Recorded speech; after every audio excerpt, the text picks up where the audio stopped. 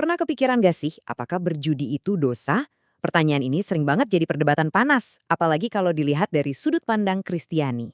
Nah, hari ini kita bakal kupas tuntas argumen-argumen etis seputar perjudian berdasarkan materi sumber kita, mulai dari apa kata Alkitab sampai dampaknya di dunia nyata. Jadi pertanyaan utamanya mungkin kelihatan simpel ya, apakah berjudi itu tidak etis? Tapi jawabannya wah jauh lebih rumit dari itu. Untuk benar-benar paham, kita nggak bisa cuma berteori. Yuk kita mulai dengan melihat kenapa pertanyaan ini punya dampak yang sangat-sangat nyata. Sumber kita langsung ngasih contoh yang bikin kita melek, skandal taruhan olahraga yang mengguncang Boston College. Bayangin aja, 13 pemain football kena sanksi disipliner. Ini bukti nyata kalau judi itu bukan sekedar permainan iseng. Taruhannya bisa besar banget dan dampaknya bisa merusak. Oke, sebelum kita lanjut lebih jauh, kita harus sepakat dulu nih, apa sih yang dimaksud berjudi dalam pembahasan kita? Menurut sumber kita, kuncinya ada di sini. Ini adalah transfer sesuatu yang berharga, biasanya uang, yang dasarnya terutama pada kebetulan. Bukan keahlian, bukan strategi, tapi untung-untungan murni. Ini yang membedakan judi dari aktivitas lainnya. Nah, perbedaannya jadi jelas banget waktu kita bandingin sama investasi. Sumber kita ngejelasin kalau investasi itu melibatkan resiko yang diperhitungkan, ada proses rasionalnya, ada analisis, ada strategi. Sebaliknya judi itu ya pasrah sama keberuntungan. Jadi, poin kuncinya adalah dasar pengambilan keputusannya, logika versus keberuntungan semata. Oke, sekarang kita masuk ke sumber utama argumen ini. Apa kata Alkitab? Ini adalah fondasi dari seluruh perdebatan etis dalam tradisi Kristen tentang perjudian. Argumen pertama yang sering banget dipakai untuk membela judi itu gini, kata berjudi kan nggak ada di Alkitab. Kalau nggak dilarang secara terang-terangan, berarti boleh dong. Ini poin yang valid dan sering jadi tameng utama. Tapi tunggu dulu, sumber kita menunjukkan kalau argumen itu sebenarnya nggak cukup kuat. Kenapa? Karena banyak konsep penting, kayak Tritunggal atau bahkan kekerasan dalam rumah tangga, juga nggak disebut secara harfiah. Yang penting itu bukan katanya, tapi prinsip di baliknya. Jadi, kita harus gali lebih dalam lagi. Beberapa orang bahkan mencoba menunjuk ayat-ayat tertentu untuk membenarkan judi, contohnya, praktik mengundi untuk membagi tanah Kanaan atau pas tentara Romawi mengundi jubah Yesus di bawah salib. Ini sering dikutip sebagai bukti kalau praktik semacam ini tuh ya ada di Alkitab. Namun, sumber kita langsung memberikan sanggahan telak. Mengundi untuk tanah itu adalah metode distribusi yang diarahkan Tuhan, bukan main untung-untungan buat cari untung. Dan tindakan para prajurit Romawi itu cuma catatan sejarah, bukan teladan moral yang harus kita ikuti. Seperti yang ditekankan di sini, konteks adalah segalanya.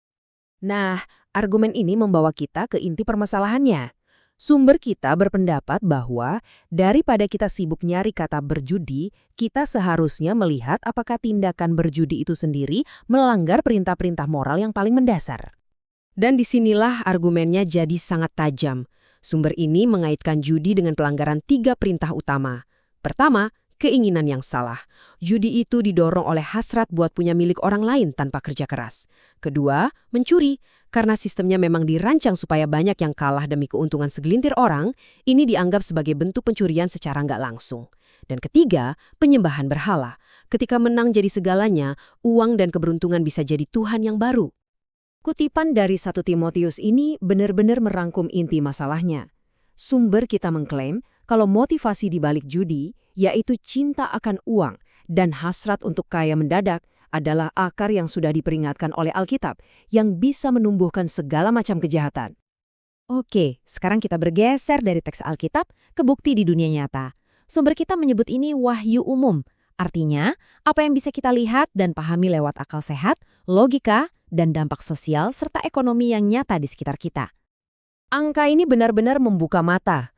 Menurut sumber kita, lebih dari 95% penjudi itu kehilangan uang. Ingat ya, ini bukan permainan dengan peluang 50-50. Sistemnya sengaja dirancang supaya sebagian besar pemainnya kalah. Titik. Dan dampak ini paling terasa oleh kelompok tertentu. Sumber kita berpendapat kalau lotre yang disponsori negara itu pada dasarnya berfungsi sebagai pajak regresif. Maksudnya apa? Artinya lotre mengambil persentase pendapatan yang jauh lebih besar dari kelompok berpenghasilan rendah. Ironis banget kan? Mereka yang paling nggak mampu buat kalah justru yang paling banyak dirugikan. Dan dampaknya nggak berhenti di situ aja. Sumber ini memaparkan serangkaian konsekuensi sosial yang mengerikan yang seringkali mengikuti perjudian yang meluas. Mulai dari peningkatan kejahatan, kehancuran keluarga, masalah kesehatan mental, sampai merusak ekonomi lokal yang produktif. Dan ini adalah dampak finansialnya secara personal. Menurut sebuah penelitian yang dikutip sumber, utang rata-rata seorang penjudi adalah $40.000. Coba bayangin, itu bukan sekedar angka di layar. Itu adalah jumlah yang bisa menghancurkan hidup, memecah belah keluarga, dan menciptakan keputusasaan yang mendalam.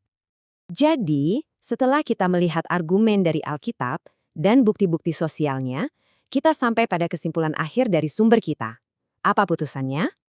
Kesimpulan dari sumber ini sangat tegas dan jelas.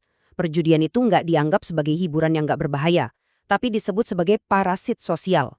Mereka mengklaim kalau perjudian itu pada dasarnya merusak. Ia melanggar prinsip-prinsip moral inti dan secara aktif menggerogoti tatanan masyarakat. Kita tutup pembahasan ini dengan kutipan tajam dari Mark Twain yang juga dikutip dalam sumber kita. Kutipan ini rasanya merangkum seluruh argumen dengan sempurna. Cara paling pasti untuk menang dalam permainan untung-untungan adalah dengan tidak memainkannya sama sekali.